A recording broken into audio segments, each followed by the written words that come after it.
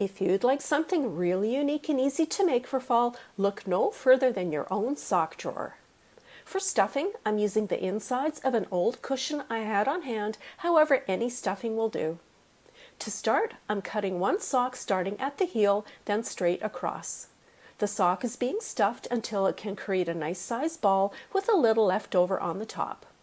I'm twisting the open end of the sock closed, then with about 3 arms length of light toned string, I'm tying the sock closed, leaving the short end on one side and the rest of the string on the other. I'm now using the long side of the string to wrap around the sock tight enough to leave an indent. After one loop, I'm rotating the ball, then wrapping it 2 more times, ensuring the string wrapping is spaced evenly on all sides. I'm now wrapping the string around the top, then knotting it so it will stay secure. To create a stem, I'm using twine to wrap around the top part tightly, secured with hot glue once I reach the top, then cutting the leftover fabric flush with the twine. To fill in the stem top, I'm hot gluing some twine into a circular motion until it's filled in. Grabbing for another colored sock, this time I'm adding more stuffing to make the pumpkin larger. I'm also using twine for the body of this pumpkin.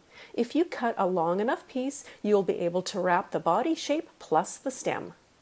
Other tips when wrapping the pumpkins is to align the sock ribbing vertical, then wrap the twine along those lines.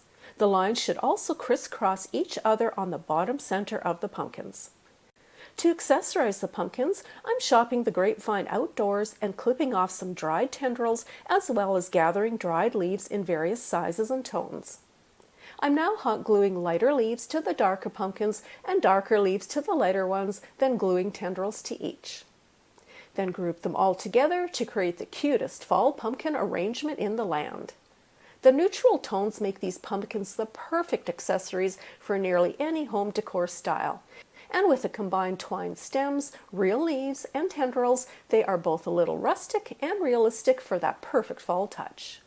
I hope this inspires you to snoop through your own sock drawer to see what sock pumpkins you come up with. I have my Tide Pods container, and the best way to start getting the label off is to soak it in some hot water. So the next step is to take this piece off, and that just takes a little bit of twisting.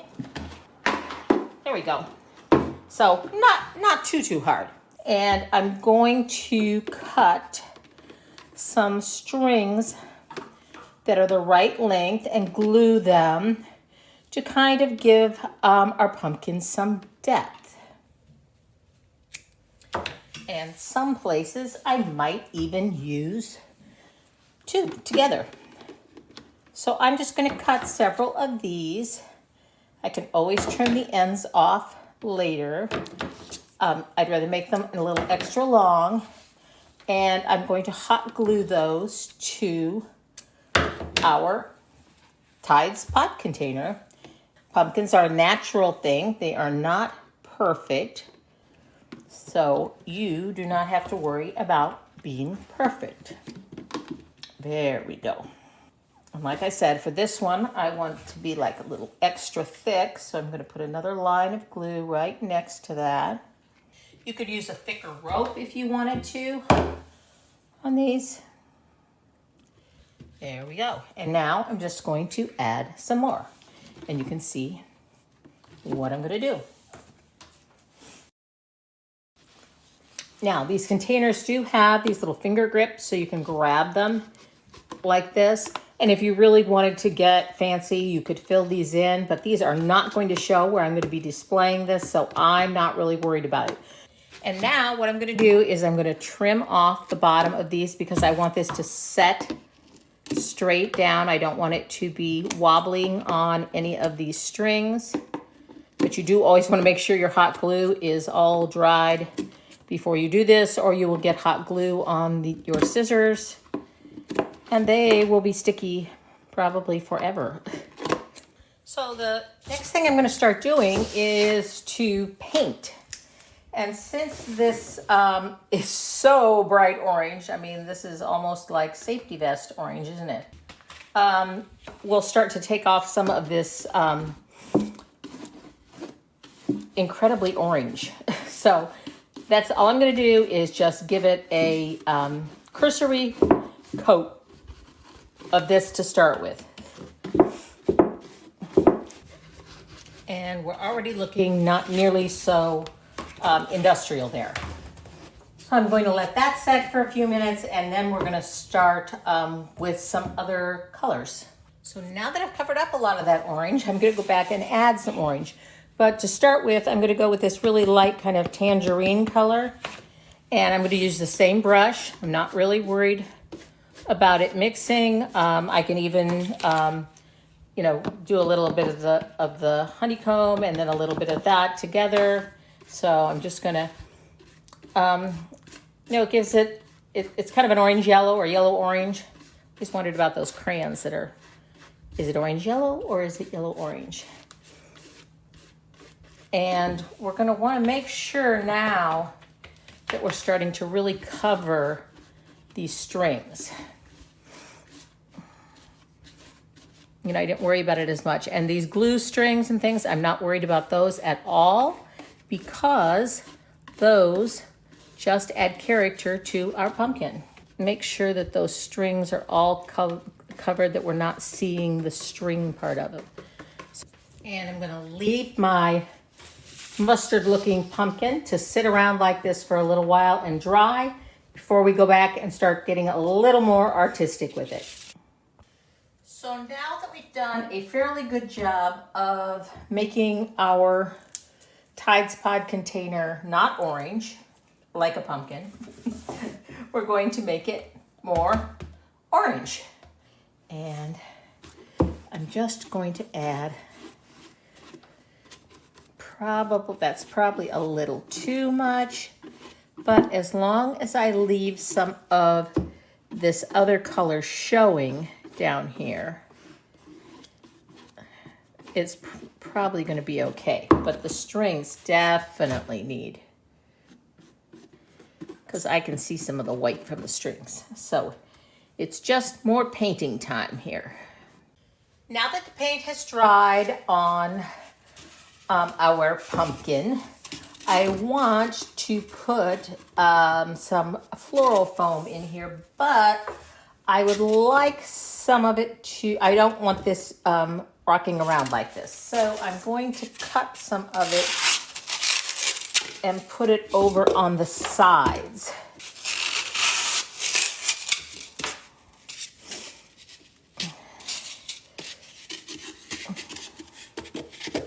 We have our last piece of floral foam in here, and I'm going to cut it just a little bit high so I can arrange in here. And I don't want it wobbling back and forth like this, so I'm going to cut one more thin piece and wedge it right, just so that doesn't wobble. And see, I can even pick it up from there. I don't have to secure it any other way. And now we're going to make this into a beautiful fall arrangement. And one of the first things I want to do is down here around the bottom, I want to add some pretty fall leaves. I'm going to add oak leaves and these leaves that have a pretty little bit of pinkish red to them. And we're just going to keep building up our arrangement like so.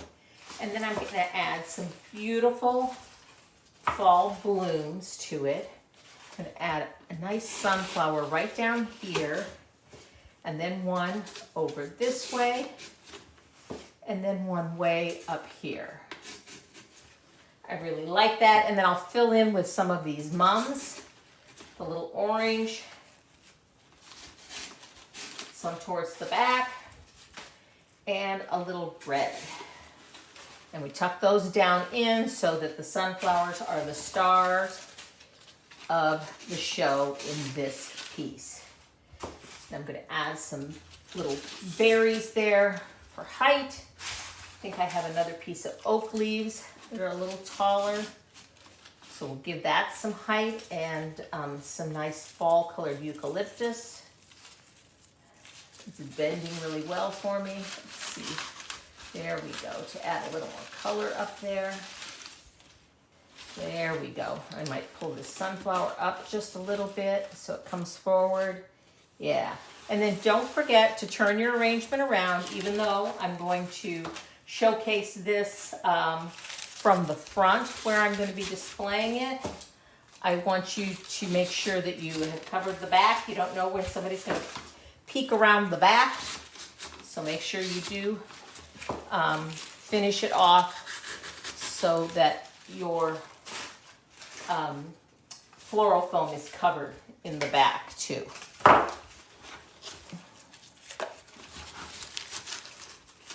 And there we go. We have a beautiful fall arrangement in a pumpkin. And here is our beautiful fall arrangement in our pumpkin that started out as a Tide Pods container. Isn't that pretty? Lovely on this wooden shelf. So next time you have an empty Tide Pods container, think about turning it into a pumpkin like this and putting a pretty fall arrangement in it. On this episode, we're going to be working with some rope that I picked up at the local hardware store. And I'm working here on a rolling pin that I had that is a 6-inch round circumference. And what I'm doing is I'm wrapping that rope around 10 times, making sure I have a little bit of an inch stuck up on one side where I started and then an inch where I'm cutting off. Now you'll see this is going to be a mold for what we need because we're going to be making some really cute pumpkins. So I have my measurement here of how long my rope needs to be, and I need 3 of them. So I measured there on the rolling pin to get how long I needed, and now I cut 3 strips the same exact length. So depending on what you use to measure, you could use things smaller like a paper towel roll. You could use kind of wooden dowel that's large. Anything you want to wrap your rope around, it could change how many times you wrap around it for how big you want your pumpkin. But the general concept is we're going to be using this rope and tying it all together. But I am going to do something a little different. I'm going to show you these in a few different colors. I'm going to show you how I dyed the rope. And all I did was I took some chalk paint that I had. This one's a vintage duck egg color by Dixie Belle.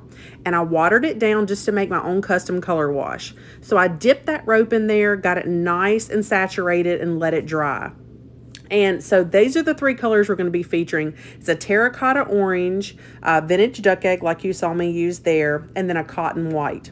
So once that's all dry, I'm going to pull back out to show you how to put these together. I'm going to pull back out the ropes that were dyed the vintage duck egg blue color. Now, I'm using my rolling pin again after it's all dry, and I'm wrapping it back around. And it is important to have the 1 inch sticking up on both sides there. And then I'm going to take some regular string. You could use wire for this part. I like to keep it all kind of natural fibers. So I'm using the rope.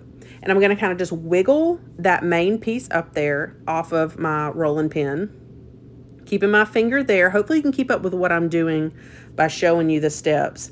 And I fed that piece of string through there, and I want to tie it really tight. Here's the most important part of putting this together. This is just one piece of the 3 we dyed because it's going to take 3 pieces of rope to make each pumpkin. So what you're going to do is you're going to get this tied really tight on this one section. Then I'm going to go ahead and fast forward and do the other 2 sections, just like you saw me wrap it around there. So once you're done with all that, you're going to trim up the excess string that you used to tie everything together. And then the extra inch that you had left to tie, go ahead and snip that off as well. So you'll do that to all 3 sections, and then I'll tell you how we're going to put them together. Now, this is not a new idea. You've probably seen rope pumpkins. You can do them with all different kinds of rope and twine. Really just have fun with it if you want. I really liked the way this one turned out. How it kind of kept its shape, and even if you use something with wire in it, it would keep its shape even more. But of course, the softer the fibers, the kind of more flimsy it may be, but you may very well like that. So, all right, so see how my 3 sections come together and make that pumpkin type shape? Then I'm going to grab a really long piece of string and I'm going to run it through each section of the pumpkin. Once I have those all kind of where I could tighten them and attach them, I'm going to wait before I tie the knot. because I decided what I wanted to use as a stem. I've got a vintage spindle, just a piece. I keep a lot of that scrap type of stuff because that's my style, but you could use a number of things, sticks, cinnamon sticks, all kinds of stuff, even a pumpkin stem, like a faux pumpkin stem from another pumpkin you could try to use.